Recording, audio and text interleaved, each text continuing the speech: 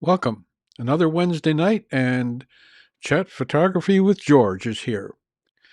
I'd like to welcome everybody who's here. Let me have a quick look, and let's see. We've got a few people here, so I'm going to let them in. Admit, admit. There we go. Hey, how you doing, Scott? Yeah, Steve.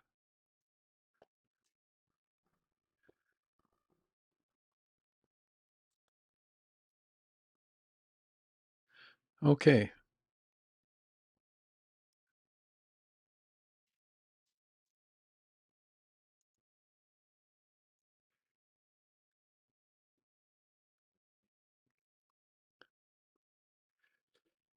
Oh no.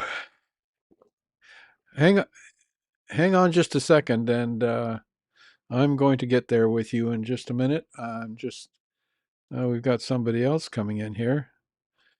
This side towards skiing. Good evening, all. Yes, thank you very much, and it's nice to see you in YouTube. That's wonderful. Let me just add everybody here. Good. Okay, I think I've got everything going now. It's always a challenge. The first time that I come on, every time I've got to make sure that all the buttons are in the right positions. Yeah. So tonight we're going to be. Let me just get rid of this one window here. Yeah, tonight we're just going to be chatting about photography in general, and if you guys have anything that you can show me, and Scott, that'll be new lens, will it? Could be. I may have to bail. I'm gonna Yeah. stay as long as I can. Okay, good. Well, I've got you here. What lens did you get? Well, I did get that 800 um, f11 like super zoom. Um, that one's I've been playing with, but I thought I would get a macro lens, but Yeah, I'm a little disappointed because I found a used one and he said, "Oh, this will do," and it's a 35 millimeter f 1.8, but it's a 1:2 ratio instead of a 1:1. So I guess that's a semi macro instead of a true macro. a Uh, semi macro. that's what they call it.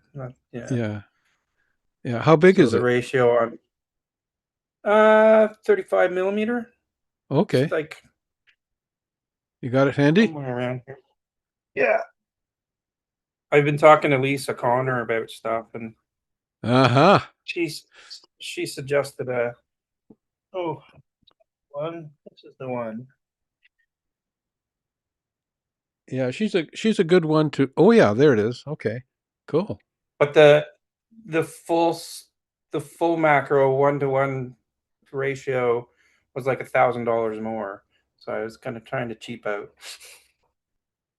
No, not you. No, not me. So I'm gonna turn this back in probably and bite the bullet. Okay. Well, you know what? I think that we all there's always there always has to be a starting point, doesn't there? And Yeah, one of the things that I always preach is that if you can afford it, get the best you can, particularly when it comes to lenses. Not so much the body, but the lens. Hey, that's what creates the image. So yeah, you want to be sure you've got a damn good lens. Um, yeah, so spend the money on the lens because yeah. And I there's not. mean, so it's a go Yeah, ahead. go ahead. No, I say Well, there's I nothing just like worse. it's a prime 35 millimeter, and I've already got a prime 28 and a prime 50. Yeah, So if it's not a proper 1:1 macro, then it's kind of. Lisa said she got a Sigma one, but she's got a different camera, yeah. and I think it's 100. Is it 100? I think it's 100 with a 1:1. 101 to 1 is what she has. I think that's what it is. Yeah, just looking her up here. And that's what they, or actually the one that The Canon one was an 80 with a 1:1 Okay. and a 1.8 f stop. All right. Okay, well, I think that we've got a few people in on YouTube and maybe a few people on Facebook. So what I'm going to do is I'm going to get started. And in the meantime, if either Steve or Scott, if you have anything that you can show us after this little hint that I'm going to give, then please feel free to jump in. Okay. Okay, so let's see here.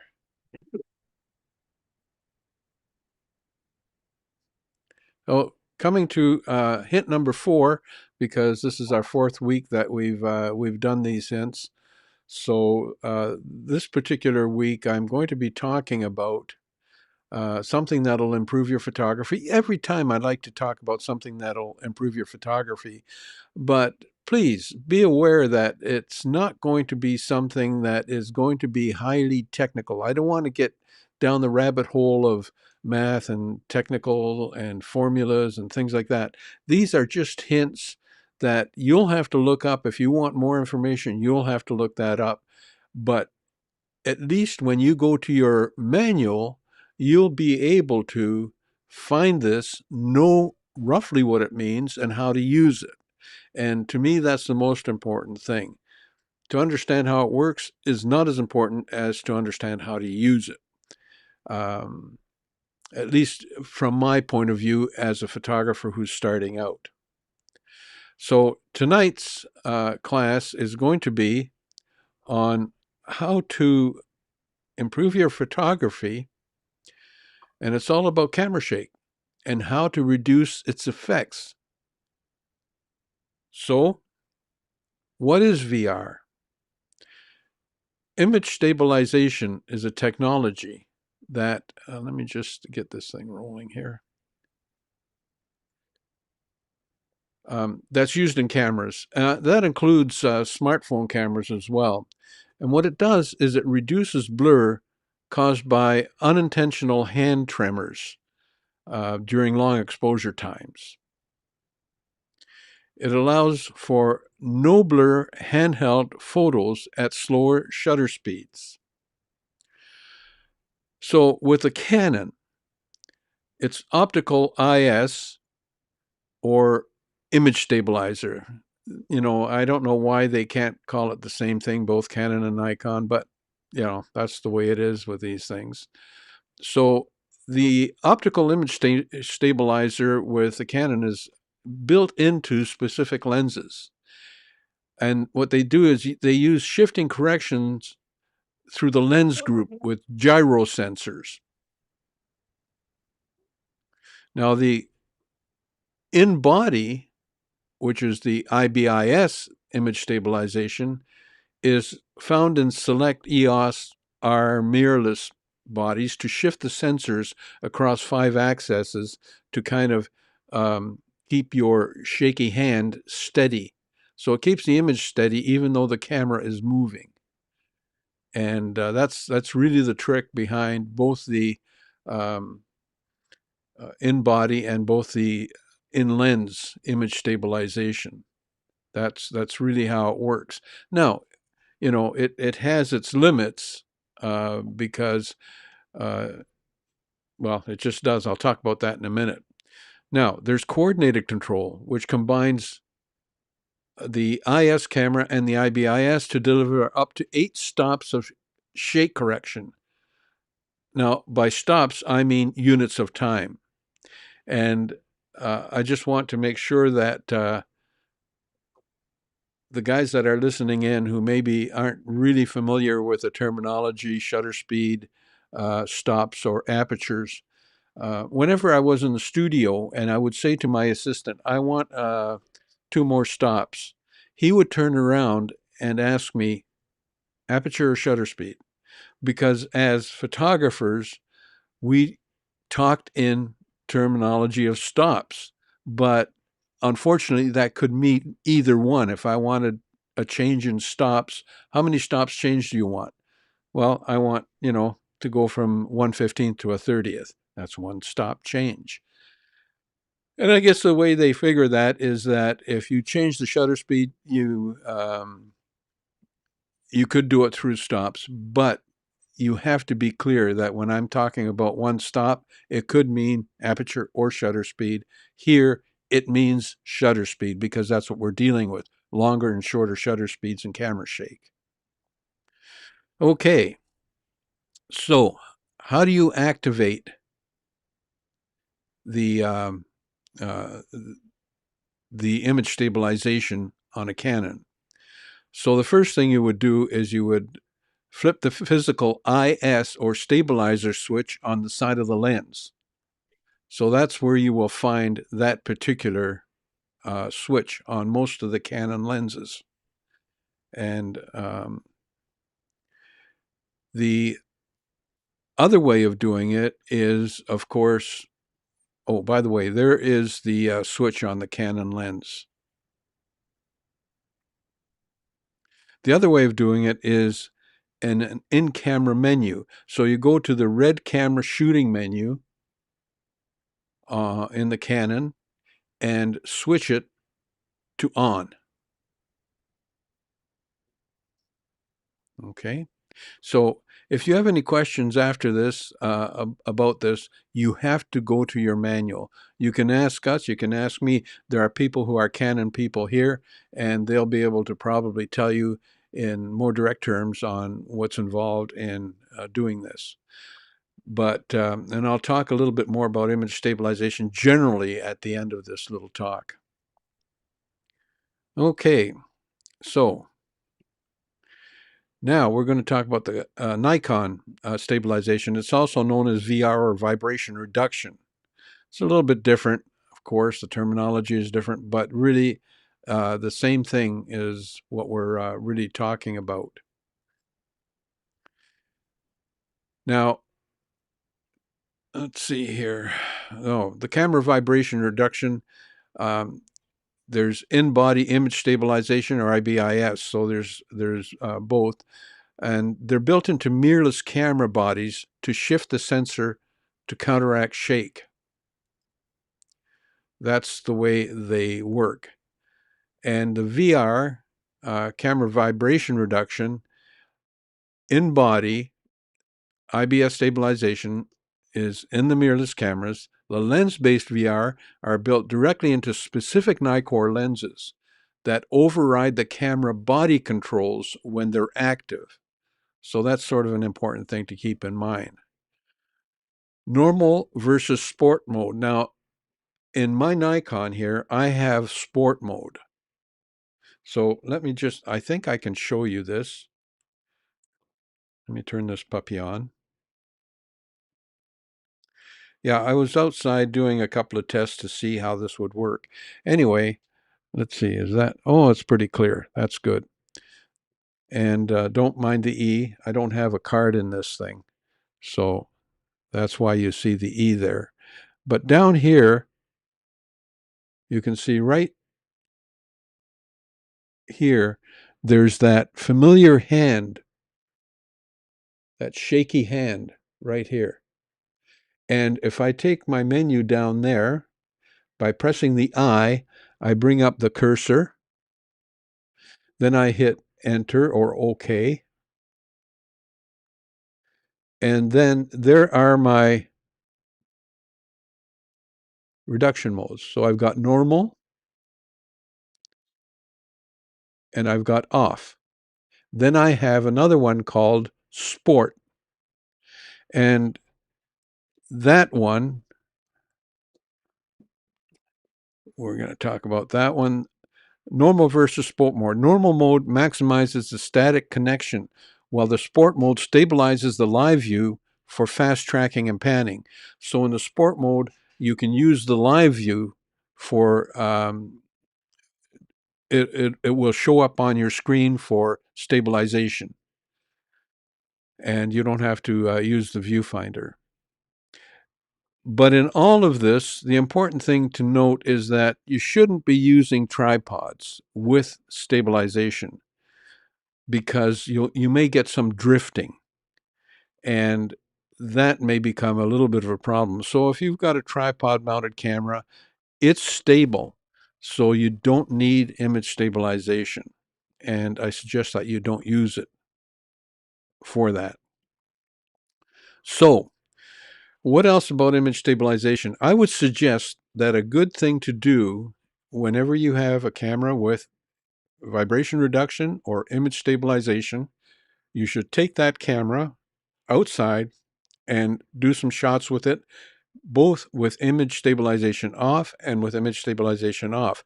I would start at a 60th of a second, depending on, if you have hands with tremors, then yeah, the higher shutter speeds are where you might start. But a 60th is a good starting point. So you shoot at a 60th, and then you shoot at a 30th, and then you shoot at a 15th, and then you shoot at an eighth, and so on down the line until you get to about 2 seconds with stabilization on. The next thing you do is turn stabilization off, and then you go through that whole series of shots again. You go through the whole series and all the way from a 60th to 1 or 2 seconds. And then you compare them. That way you'll know at what point is your image stabilization going to fail, because that's really important. A lot of people rely on image stabilization to take shots with very long shutter speeds, but it can only do so much for so long. So consequently, it's a good idea to find out where your limits are with your camera, both on and off. And you'll also find if the image stabilization is off and you do this test, it'll also tell you where your limits are with your hands and the way you take shots. A couple of other things to keep in mind. If you're using a longer focal length lens, there's going to be more camera shake. That's just normal. I mean, I don't know how many times you guys have looked through binoculars, but when you look through binoculars, the slightest movement is huge inside the binocular. So it's the same thing with lenses. If you have a telephoto or a long lens, you're going to find that the camera shake is going to be amplified. So that's a good time to really use or take advantage of the image stabilization or vibration reduction of your camera. Okay, that endeth the lesson, folks. And if you have any questions, don't be afraid to ask, because we have some people here that will certainly be able to answer any questions you may have. Now, I'm just going to go to. We've got a reminder here. Smash the like button on your way in. Thank you. Yeah, that really helps. I appreciate that comment. Okay. Well, we've got a few people. Actually, we've got more people in. I don't know how many we've got on Facebook, but we've got, I believe it's 5 or 6 right now on YouTube, which is nice. And this side towards Lens is one of the people that has been here on a regular basis. Thank you very much for that. Okay, let's see now. Scott, do you have any images you'd like to share? Anything? Afraid I don't. I have, yeah, no, still haven't figured it out so well, but I didn't think to look for them today. Sorry about that. Okay, well, let's see the next portion. Steve, do you have anything you can share with us? Quick. Go ahead, Yeah, Scott. Oh, I thought you said something. No, I just, Some stuff, George, if you want. yeah, I'd love to. Let me just set that up Okay. for you. First thing I wanted to touch on before I open them, about last week's show. I wasn't here for that, but I did watch you guys afterwards on YouTube. Scott was talking about the Canon RP with the focus migrating, your focus point. So I own the same camera. And I do find I have that same like kind of issue too. I just find did it it. very cumbersome. It's a pain in the neck. But you were asking how to quickly get your that focus square back in the middle. hit the Yep. garbage can button, and it'll bring your focus right back in the center. So Wicked. a little shortcut. Well, that's a That's good tip. helpful. Yeah, that really Yeah, is. I'm not sure if many Canon folks know that. That yeah. if you want to bring it back to the middle, hit the garbage can. That's right. So I'll try to do it. The lighting is very bad. So see, I'll touch the screen and my whoops, I took a picture. Just give me one sec. Okay. So see my screen how the focus square is not in the center. So I'm going to hit the garbage can real quick. Oh, it's not even working. I'm sorry. I'm doing this backwards. That's why. Yeah, it's hard to But do. yeah, yeah, if you hit the garbage can, it goes right back in the middle for you. Okay. And I think what is causing this problem is most people take pictures with their screen open like this, Yeah. and you're putting the camera up to your eye. Your cheek or your nose is touching your screen, and that's what's moving that focal point. So, Okay. but so that's a little tip I can offer. And then if it migrates, hit the garbage can. So Do you know do if the you settings have lock button would stop? say again? I'm sorry. I just wondered there's that settings lock dial at the top of the RP. I don't know if that would make it not do that. Yeah, so I think I tried that, and don't quote me, but I don't think it locks the focus. So I'll try it right now as we speak. No, it doesn't lock it. Oh, just for Oh, an FYI, I just bought this book Okay. and it's fat fat. and it's really good. Yeah. Cool. Because the manuals are really weird. Yeah. Oh, welcome, Right. Andrew. Okay, How's it going?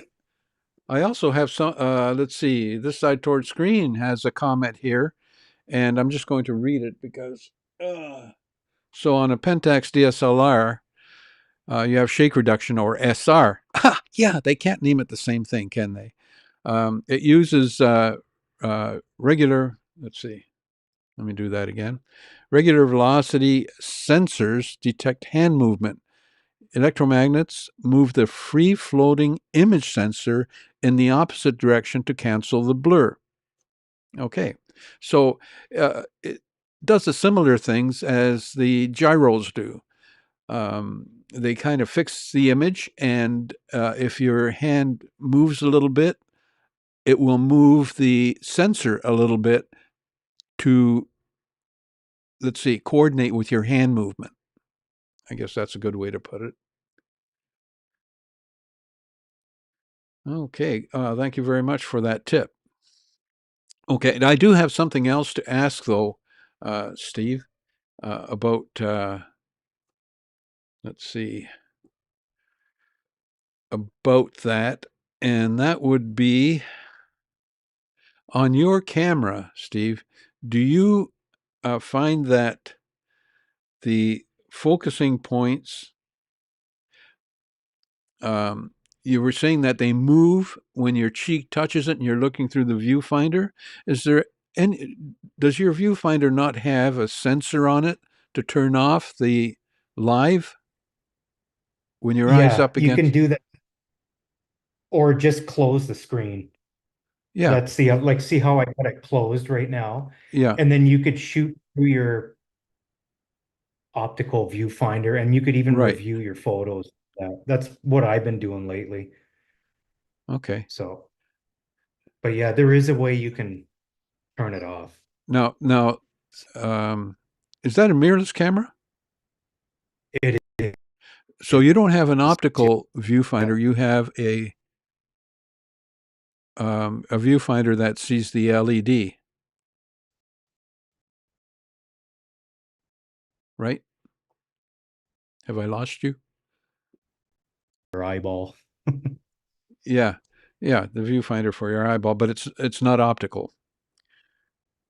That's right. It's a Okay, screen, small yeah, screen. it's a screen, and yeah, and that big advantage with that, of course, is that if you're doing long exposures, and we're talking about um, vibration reduction and image stabilization, so with the long exposures, uh, it that that viewfinder is really handy because it's on during the time that exposure is being made, whereas that on a DSLR, it's blanked out because the mirror's up, right? So big advantage on mirrorless cameras that you can still see on the long exposures.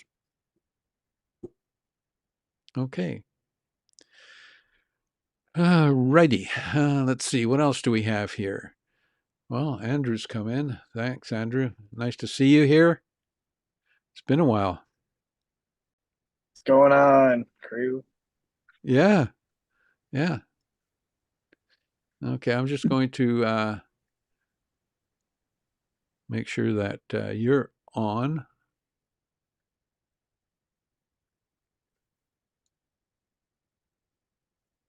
Okay. And we're just going to add you. Gotcha. Okay. Great. All right. Now, Steve, you said you had a couple of images? Yeah. So we started off today, we were talking about macros. So I figured I would share some macro photos with you. Anybody that follows me on Instagram, you've already seen these photos, but I haven't shared them here just yet. Okay. Well, we can set that up right now. Oh, that looks good. Hang on. Let me just put that in there. Fantastic. Wow. What a shot. Amazing depth of field, eh? I mean, shallow depth of field, but you hit it right on the head. Now, are those antlers moving, or those antenna? Are they? Uh, Is that the blur, or are they out of focus because they're pointed towards us? yeah, they're out of focus because I used a bigger aperture for that one. Yeah. So I'll Nice keep shot. going here. Okay. Thanks.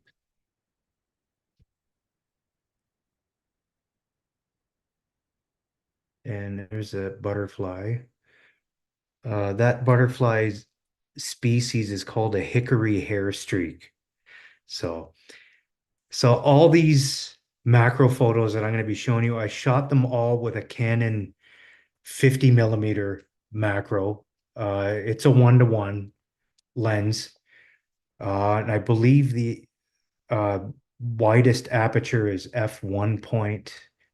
It's either 1.2 or 1.8. And I used a ring flash, which Okay. helps a lot. How far back are you from the? How far is your lens back? I'm pretty close to the subject. Like 17 centimeters or something? Uh yeah, very close. Like Oh Oh, wow. that Okay. close. yeah, yeah. And some of the pictures, I'm not sure which ones I used extension tubes as well. So I got a whole uh little rig that I use for macro stuff. So that's a Japanese, or sorry, that's I think it's a carpenter bee in that photo there on one of my roses. Huh. That's beautiful. And here's our butterfly again.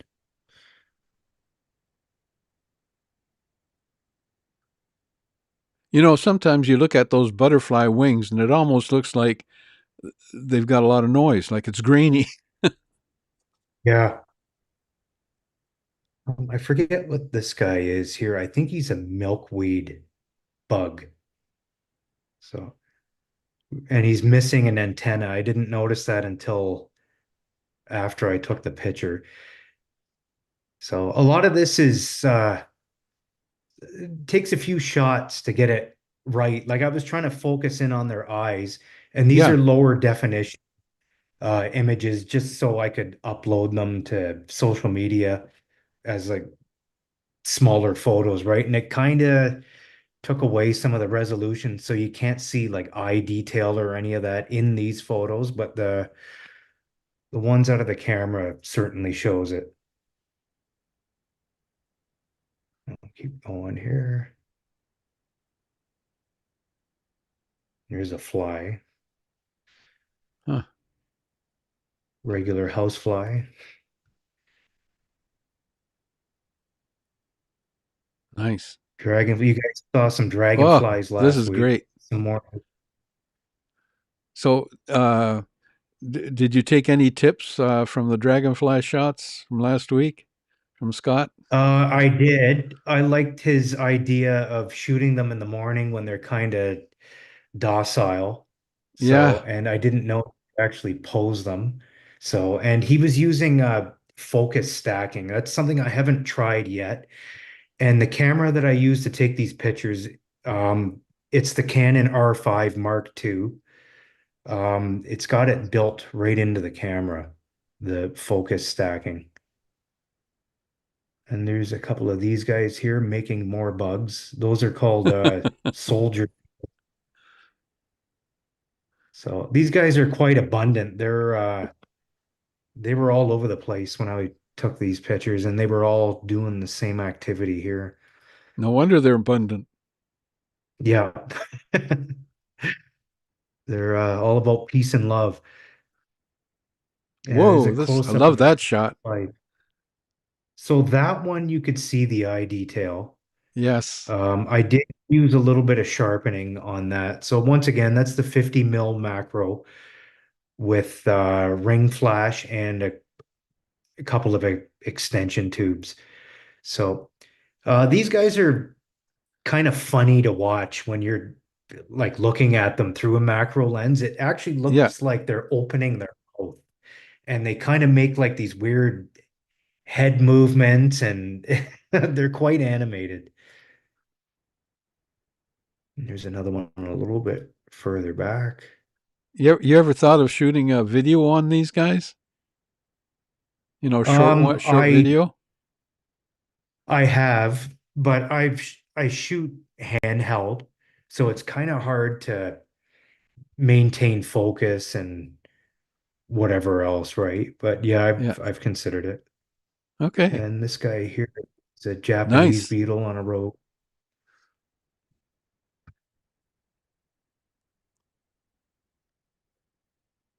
So another species of fly. I can't remember the exact name of this guy here. I always thought these were black flies, but it's something else.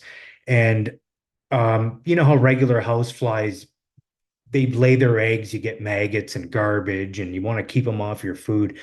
These guys actually prey on earthworms. They lay their larvae on worms, and the larvae eat the worms. So Huh. interesting fact. Uh, skip one more. Here's another house fly here on milkweed. I have a bunch of milkweed plants in my backyard, so I was able to go out there and not venture very far, and I got a lot of great shots. Um, moving on, here's another. So I like this one, another soldier beetle. It wasn't until after I uploaded this one, I didn't realize he's actually holding, it looks like the claws of another bug. So it's almost like he's carrying his trophy around. Huh. So, which I thought was fun. And we got these guys here. These are called marmalade flies. And there's another name for them. They're found in Europe and North America. Can't remember their exact name, but that's one of the names they're known by. Keep going. And this is a weevil. Huh. Got his head This guy buried right is in just, there. yeah, I couldn't get a full shot of him, but I thought that one turned out okay. It did. So, and then here is I think this is called a golden something crab spider. So I didn't even know that these existed.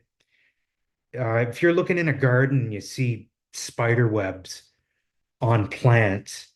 It's usually these guys here. They wait underneath flowers upside down and they wait for their prey and they ambush everything from bumblebees to all kinds of other insects. And the males of this species, they find those webs that the female leaves and they follow them, leads them to the female. Sometimes another male is doing the same thing at the same time, so they fight each other, and the winner Huh. gets the girl. The loser uh, takes off. So I got another shot of them here. They call them crab spiders because of how they move, also how they look. Yeah. So they kind of the only species of spider that moves side to side like a crab. Okay. So what's that? And here's what they look like when they're under a flower. This is under echinacea. You can see them right there in the center. Yeah. And I've actually flipped my camera upside down to get this shot. So once again, very hard. I would take maybe about a dozen or so shots just to get a nice sharp one, nice eye detail and whatever. A Yeah. couple water drop. That ring light sure works nicely, doesn't it? Yeah, it comes in handy. You can get them off of Amazon. You get them quite cheap, but you get what you pay for. Their quality is not so great. I've already had cracks showing up in it and malfunctions here and there. K&F Concept is the name of the company that makes the ring fly. They make lens filters and all kinds of other stuff. There's a ladybug there. That's a native ladybug, by the way. That's not the invasive ones that we see all over the place. Yeah. And I didn't know in Europe they actually call them ladybirds. So, Huh. Yeah. and this is a lot. I think these ladybugs, the one you were showing us, they're they have a much better red than the invasive ones. They do. And they don't Yeah. have this M on their Oh, forehead, right. which the invasive do. So, and there's just another dragonfly. I took this one 2 weeks ago. Uh, they call these guys meadow hawks. So they Yeah. come in different colors and whatever. And I found them easy to shoot. They weren't scared of me. They were intrigued at what I was doing. Even landing on me, landing on my camera, landing on my lens. So, and I guess that's all I got for now. Well, I really appreciate that. Yeah, no problem. Yeah, thanks a lot. That was not only educational as far as the photography was concerned, but also the species of all these insects. That was great. You're going to become an entomologist no time at all. Now, were these Yeah, all yeah, were these all around your neighborhood or your backyard? Because you were saying it was your roses. that's right. They're all in my backyard. I got a lot of gardens where I like at my house. Right. So many different species of plants, and I just put my flip-flops on, went out with my camera, and I spent the day out there. It was really nice. So, and another tip for everybody, if you want to figure out your subjects of birds and insects and whatever else, your iPhone will tell you exactly what they are, and it's like spot on. Yeah. So, Okay. that's So my pro tip. what is it, an app or is it the browser, or how do you do that? It, it's right in your photos. So when I share my photos to social media, I usually do it from my phone. It's just easier for me. I use my Right. phone more often than my MacBook. But right in your Photos app where you have all your pictures, there's like an info button at the bottom of the photos. And you click on that, and it's pretty good at identifying. And it's not just animals and stuff, it identifies trees, plants, that sort of thing. It's pretty amazing. And if we want to go a step further, if you have Meta AI glasses, it'll identify everything that it sees. So, which is freakier. No kidding. So, yeah, I'll see if I can show you an example here. Yeah, you can see my screen. So it's just in your Right. Photos app on the iPhone. Bear with me here. See that eye? I'm going the Mm-hmm. wrong way. See the eye right at the center? If you click Yep. on that, Huh. it'll bring up description of what you're seeing. See how it says common blanket flower. So I didn't know that until right now. Click on it and it'll bring you a bunch of links and stuff like that. And there you can see Yeah. other images of that flower on the web there.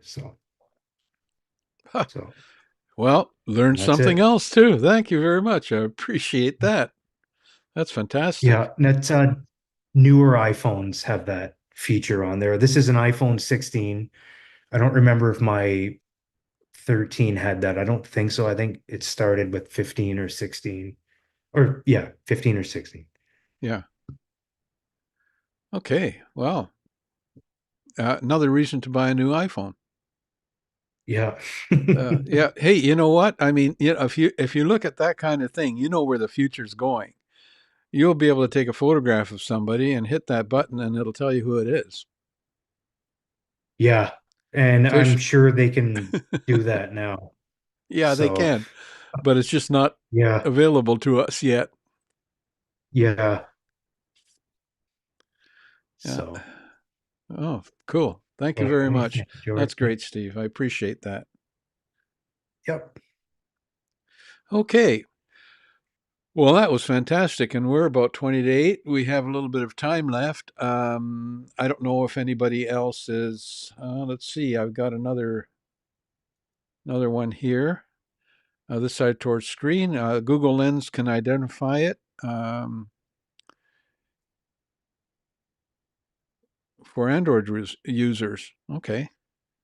It's VIS for Viz Photo for Android users. Thank you. Appreciate that. And for the Android people, they need to know how to do these things too. Absolutely. Oh, VIA. Sorry. Okay. So for Android users, it's called VIA or VIA, depending on how you like to pronounce that. Well, I'll tell you, tonight was a whole bunch of tips that I didn't expect and a lot of information about insects. That's what tonight is all about. To be able to share some of this stuff, and man, oh man, it's beautiful because I don't shoot a lot of insects. I mean, I've shot, obviously some butterflies and things like that, but um, not with that kind of precision and lighting. I'm going to have to look into one of those ring lights. Hmm.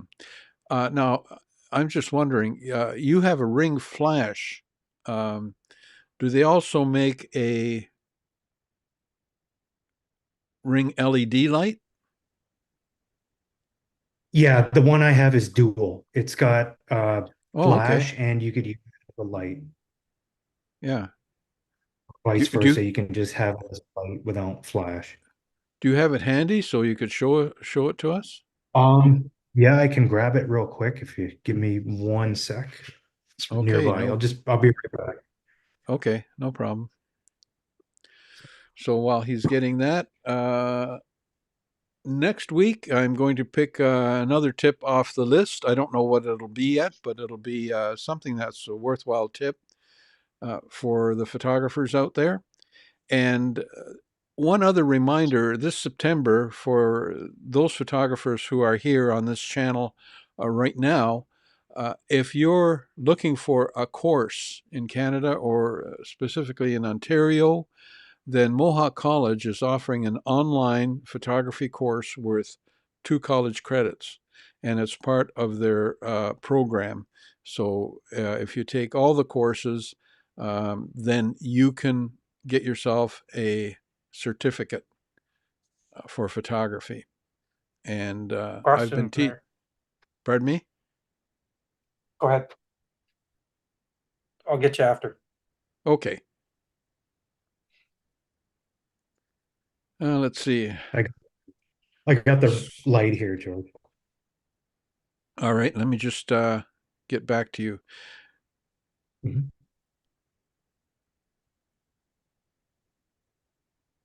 There we go. All right, so there it is there. That's what it looks like. That's not a I don't bad remember looking. what I Yeah, that's not a bad looking ring light. Yeah, and it comes with a bunch of adapters.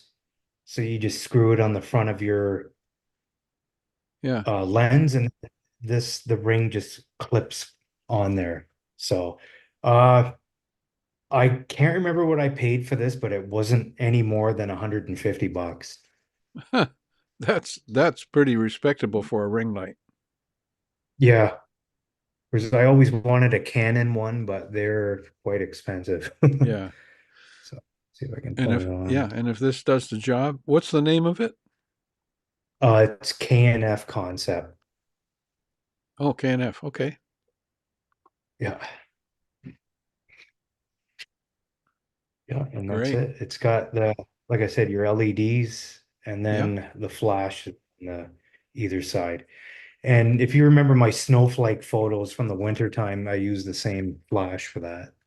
Okay. Yeah.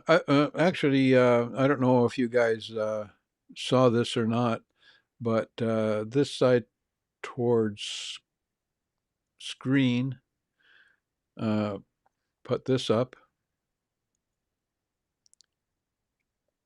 He has several point and shoot cameras that allows a distance of 1 centimeter from the lens. Jeez, that's close, eh? Oh,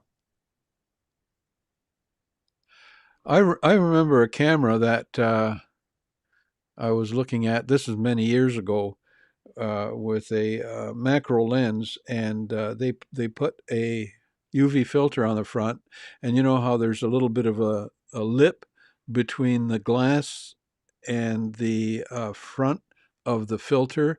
So if you put it down on the table, um, there's space between the tabletop and the glass, and that's what they did. They put it down on the table, uh, and there was an ant there, and they put it on the table. The ant was walking around inside that space, so you could just take photographs of it to your heart's desire.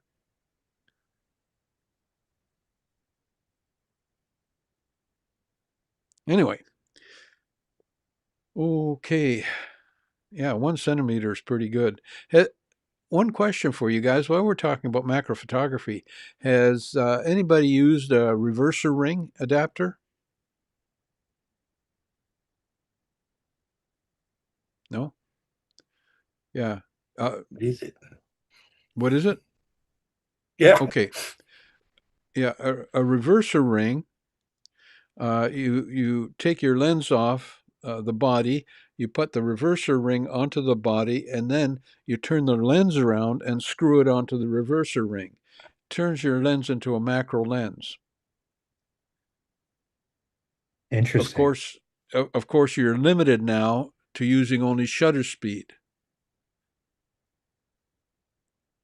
so you can't change your aperture. But it's a heck of a macro lens, I'll tell you that. And as a matter of fact, I used to play around with students and say, okay, take your lens off. They took the lens off like this and just placed it on there.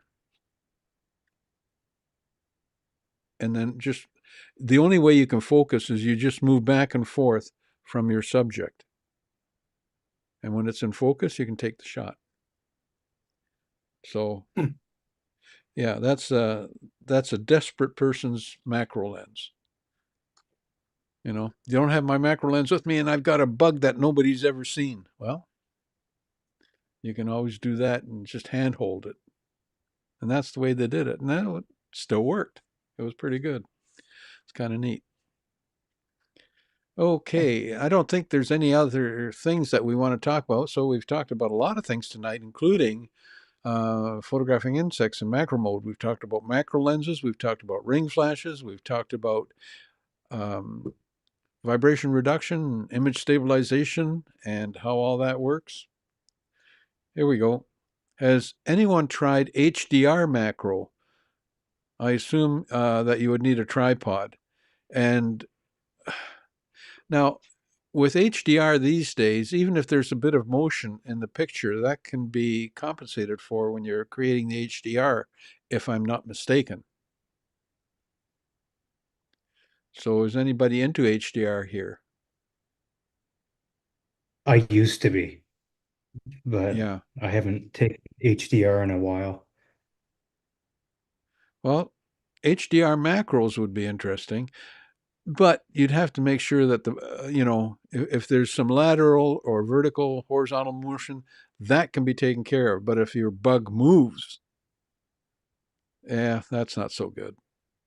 You have to have a tardy bug or lazy bug or tired bug or a dead bug, I suppose. So, no, unfortunately, it looks like nobody has tried that with macro work. So that's something that maybe we can research and find out what that's like. I don't know if let's see if this side towards screen. Have you tried it? Have you tried HDR with any macro photography? There's a lag between us and YouTube, so I don't think he'll answer probably right away.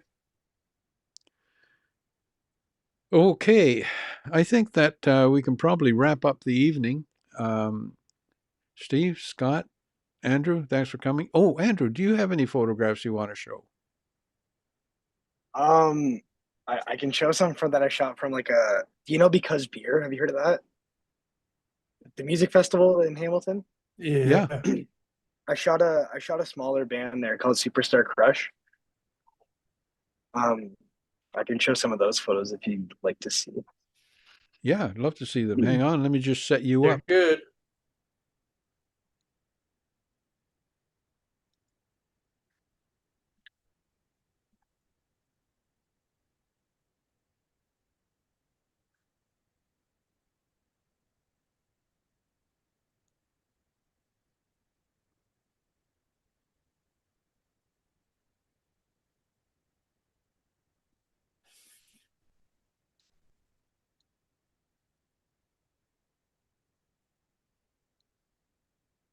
Okay, Andrew, we've All got you. right, So now sweet. I just need to get you here. And where's your first image? I think it's like this, right? And then Yeah, you have to open the image up on your. Oh, that'll work. that works. Can you see Yep, that? there you go. Okay. I don't know if it's too zoomed in or not. You can, if you can make it a little bit smaller, that would be nice. Yeah, for sure. See if I can do that. Yeah, that's better.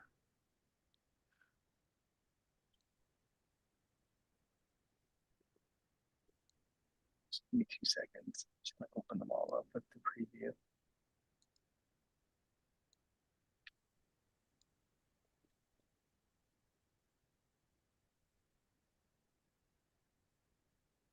Yeah, you'll have to make them smaller yet. So because they're vertical shots and I've got a horizontal format here.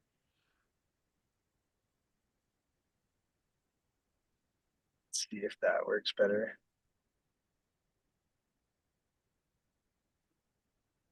Let me hang on. Let me grab that.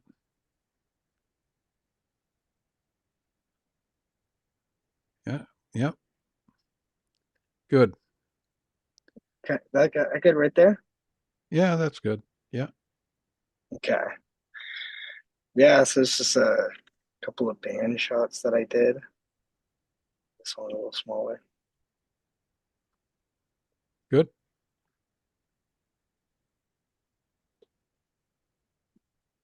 What kind of camera did you use, Andrew? I thought I saw an older camera in one of the pictures there. I oh that's like a tube camera that I'm buying tomorrow. So Cool. um yeah, I'm gonna like convert it to digital. It's quite the process. But yeah. Nice.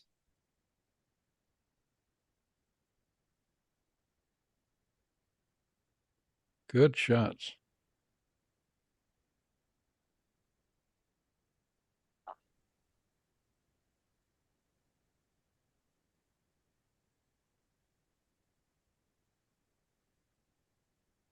Huh. Yeah, they are good shots. Yeah, I've found the hardest thing with these like daytime festivals is like with the separation from the background, like getting it kind of interesting because everything kind of you're shooting Well, at it's such like a high aperture sometimes that everything kind of just is all evenly focused. There's no yeah. distant separation unless but Well, first of all, you're a fair distance away on some of those. Not only that, uh, there's a lot of busyness on stage or stands, and yeah, that's the other thing too. So but and then yeah, here's a couple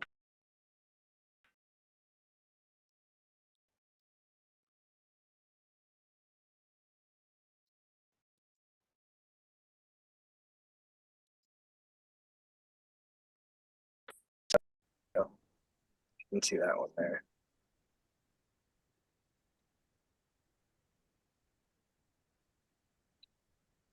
And then yeah, as before I was saying I'm purchasing this tube camera here. huh,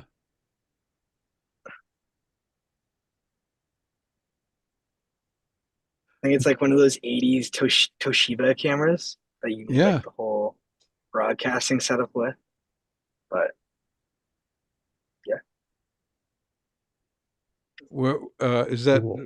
Are you purchasing that privately or from a store? that's all. There we go. Okay, thank you. Much appreciated. That's fantastic. Thanks, Andrew. That was good. I George, enjoyed I watching think the you muted yourself. muted myself. Shouldn't be. There Maybe we go. there. Hey, Yeah. okay. No, that was fantastic. I loved seeing all that. And taking photographs like that with the action. One of the things that really helps you probably, and I don't know if you do this at all, but when you follow a band, you know what they're going to do when they're going to do it, so you have some anticipation. Yeah. Yeah, and A lot of then the you bands can. I worked with them like work with them more than once. So then I Yes, know kind of like their set list and songs and how they do them and whatnot. So yeah, it's yeah, kind of like, makes a big yeah, navigating their performance. So yeah, makes a big difference. Absolutely. yeah, it's huge. And the other interesting thing though with bands, if they know that you're there and you're doing the shots and they like what you're doing, Hmm. sometimes they'll play for you. They'll play to you in a way. Yeah. Because Yeah, they'll give me a little more, yeah, because they want the give me shots a little more too. to work with. So Yeah. yeah. Oh, that's great. Well, But yeah. So, actually, yeah, this evening has been a bit of a surprise with all the photographs that we've seen. This is fantastic. And this is what the chat should be about, being able to show your photographs, getting some ideas for other people, and just the enjoyment of photography because it's so multifaceted. I mean, there's just so much you can do, and it's never ending. So sometimes that makes it overwhelming, but still, I can't think of another hobby where you can be inside or you can get outside or you can travel with it and everything. It's just a cornucopia of subjects to shoot, right? Whether it's people, insects, oh, yeah. trees, vegetation, you name it. Heck, I was up on a place on Lake Erie called Long Beach, not Long Point, Long Beach, Okay. and it's beautiful beach. And we were the only ones on it over on Monday, and I thought with a holiday there'd still be some people there. We were the only ones on this beach, and the only thing about it, it's beautiful, but it's rocky, like it has pebbles and not sand. There are areas where the pebbles stop and there's, a few yards of sand, but not many. But there's some huge boulders in the water. So guess what? I'm photographing boulders. Yeah. But Nice. like I say, anything goes. And there were some people walking out on the point that was surrounded by water. I got a couple of shots of the people walking, and it's just, yeah. If you have your camera with you, there's always something to shoot. And on our way there, there were some wind farms, and Yeah. they were very close to the road, and I almost wanted to stop and get some, pretty dynamic shots pointing my camera up at them. I think that you can get some nice photographs that way. And that's the thing. Driving somewhere, you've got your camera with you. You can keep stopping all the way there every kilometer. You can stop and shoot something. Oh yeah. Yeah. Uh, George, I was just going to mention for everybody this upcoming Sunday. So my other expensive hobby is classic cars. There's a car show at Bayfront Park called Cops and Rodders. So if anybody's interested, I'll be there with one of my cars, and I'm gonna have a couple of my vintage cameras that are the same vintage as my car that'll have film in them. So just Right on. it's my Do you want little to do you photography. want to do me a favor and just type that into the comments on Zoom? Yeah, the location and time. I I will Yep. be there with my Mamiya for that one. Okay, nice. Look for So me. I'm in a black, either 53 or 54 Ford. I'm not sure which one I'm bringing. okay. Um, just give me one sec, George. Yeah, no In the problem. chat. Yeah. Did you go to the Ford thing last Sunday at Flamborough Speedway? No, I had to work. Mm. Oh, Yeah, I had to work for almost a week straight. So Sunday, August, I believe it's the 9th coming up.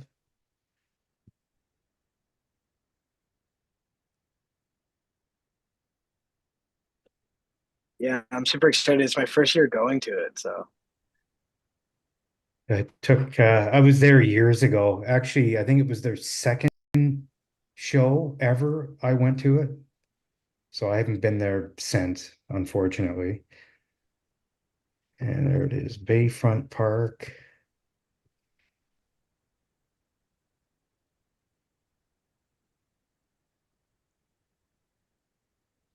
There it is. okay. Uh, this side towards screen says car shows are great opportunities for photos. Never have anyone not want to take a photo of their car. Exactly.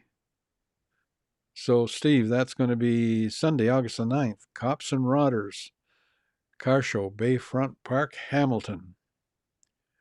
Yeah. Huh. If anybody brings their car, it's $20 for cars, but it's spectator admission is free. Okay. So, Yeah. and all the money's for charity and stuff like that. It's hosted by uh, Hamilton Police, and they'll have a few of their vintage police vehicles there, which I've seen in the past. I did have a poster of it I was going to share, but it'll take me too long to transfer it here. Yeah. Okay. Well, if let's see, that's the 9th. That's this weekend, isn't it? Yeah. Yeah. Maybe I can.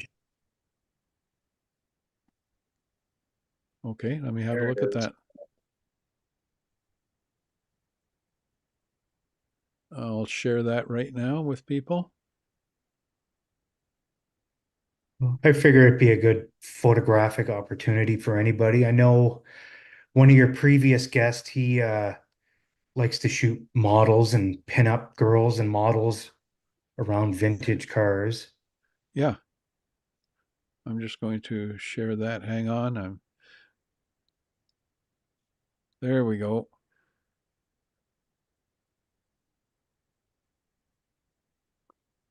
Okay.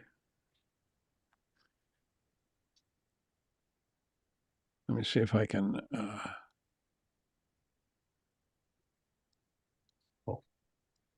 Can you make it a bit smaller?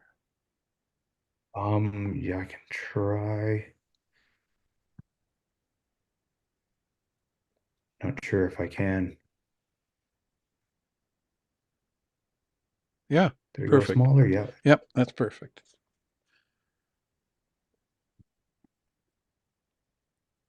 Okay.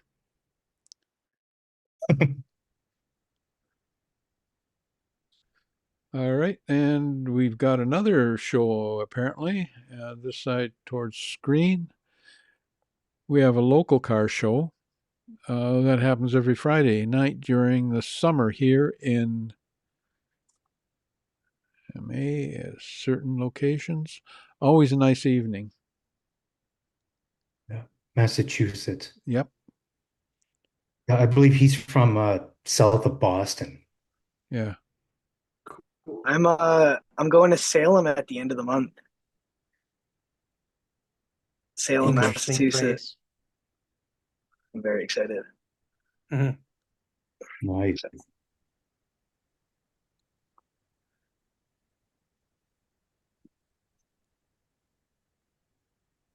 Okay. There we go. Good.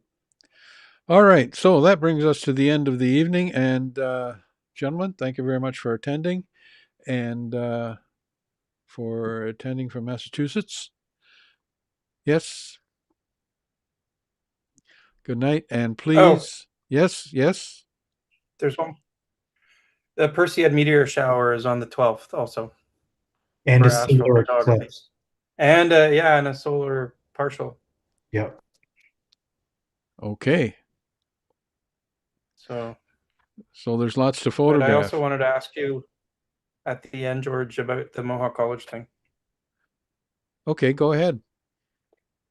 Well, just basically, there's 4 classes offered. Which one are you teaching, or which ones? Oh, I've really cut back on my Because teaching. they're I only teach one course that's per unfortunate. semester now. I'm retired. So, are you doing DSLR1 again? Yes. Yeah. Okay. Yeah. But Oh well. the photo 2 is taught by a very good teacher. She was years ago a former student of mine, and she actually started a studio. And so I don't know if you've taken photo 2 or not. Oh yeah. I gotta It was like find some 10 to YouTube complete the videos in a row course. every time.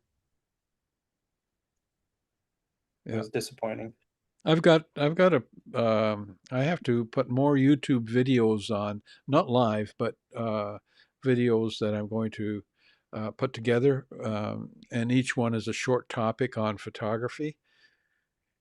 And if you go to my video section, you'll see a whole bunch of them that I've put there over the last couple of years. And if there's anything that you feel that maybe you'd like to see up there, then let me know because I can work something out. But if you're going for the certificate program at Mohawk, no, then you have to take that course, whatever courses they're offering. I think they're offering Lightroom, and they're offering That's not, and that's it. Yeah, food food, photography, and studio, and event. yeah, event photography. And that's Donna Waxman. Can I ask Okay, a silly good. question? Yes. So to get the diploma for photography, is there any courses you have to take at the school or are they all Yeah. online? Oh, there are. Yeah, there's a couple in person. Yeah, there are a Okay. few that you have to take at the school. Okay. Yeah, I don't think there's So I any way took around it. photo one almost 20 years ago. Is it still valid? I Like don't know. towards a credit? I don't think it's been changed. You know, the content, it really hasn't been changed except 20 years ago. Yeah, it was After we've digital. moved into digital. Yeah, Oh, as long as it was digital. yeah, it was. So you're good. You're good because they haven't changed that really.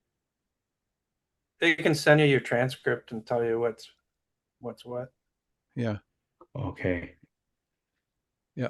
All you have I to do is did get in take the touch with them. history part. All you have to do Yeah. is get in touch with them, and they'll let you know. And if and they still have records. I mean, the only records that they've had that are missing, and I think they found them. They probably had to go out to the Quonset hut to find them. Was when I started teaching. Mm. Because I don't know. Did I tell you guys the story about my 40-year pin? Whatever it is. 40 years. Yeah. Did I Oh, did I tell you the story? I got my 25-year That they pin in September of last year. And when I got my 25-year pin, I took a photograph of a certificate that I got in 2010 of 25 years of service. So I took that into HR and I said, what's going on here? And they said, let us look into that. And I think they had to dig through papers instead of computer files. But they did find it that I started teaching in Brantford. And so they gave me my 40-year pin uh, a few months ago, right? March, I think it was. Anyway, um, so that uh, the old saying about as you get older, time flies. Holy crap, it did fly from September to March, another 20 15 years. years. Yeah. And then, and then they said in August, this August, I get my 45. eh, Wow. I'll take it. I'll take it. I don't think they've got a Yeah. 50. And I'm not sure I want to be teaching that long either. Okay. And lastly, but not least, when he went to university, it was film. Then later I went back and it was digital. Yeah, that's the way it went too. We lost our dark Wow. room from one course to the next course. The dark room was gone. And I'm sorry to see that go because there's a resurgence of film photography. So, yeah, it sucks. yeah, damn. I can't Oh, believe it. And I'm like so happy that that happened. That film, like, not only did it come back, it's like exploded. yeah, So, yeah. Burlington Camera's got all kinds of stuff for it. yeah, Their Has museum. has anybody been down to Rooney's at their photo No, booth yet?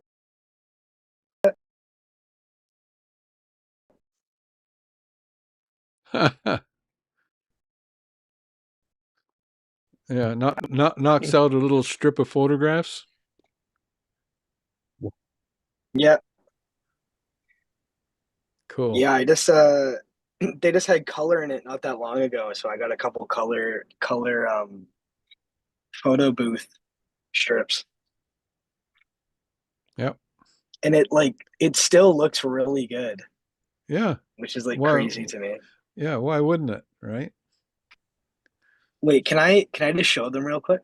Sorry, Yeah, sure. I know Go ahead. we're running over, but give me 2 seconds. I have them both here. Hang on. Um, Let me get you back up here. I got to find out where you're at.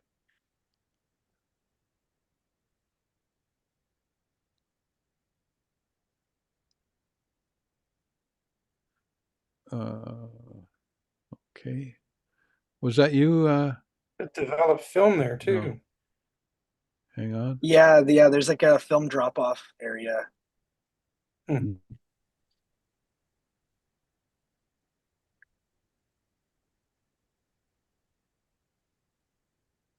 Here we go. But yeah, There it is.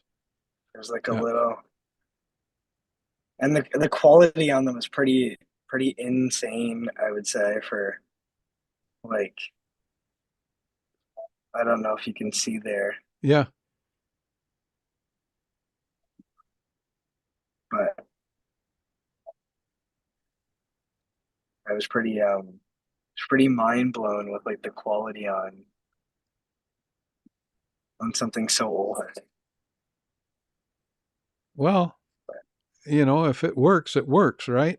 And really, Mhm. the quality is all about the lens. And if the lens hasn't been screwed around with, then you know it's good to go.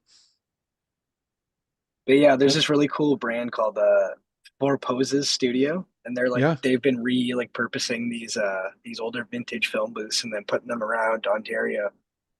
Huh. So That's super. Great. so very Learn cool. something every night here, and that's what I love about this chat. You guys are just a source of information. Unbelievable, all the information. I mean, tonight has been very rich with information, and I love that. I love that. And I think that more and more people should come out to this. Of course, I'd like that. Yeah, But I what I'd like to agree. do, of course, is hey, like I say, give me a like. Maybe I should put that at the beginning, like it was suggested. And please don't forget to subscribe. There, I'll light that up for you a little. There's a little button down there. That's your subscribe button. I don't have a live link here. Anyway, thank you all for coming in, and it was fantastic talking to you, fantastic looking at your photographs, and fantastic all the information that we got. So I'm really happy tonight. I am. Been a great night. So thank you very much again, and good night. Have a good week. See you next week.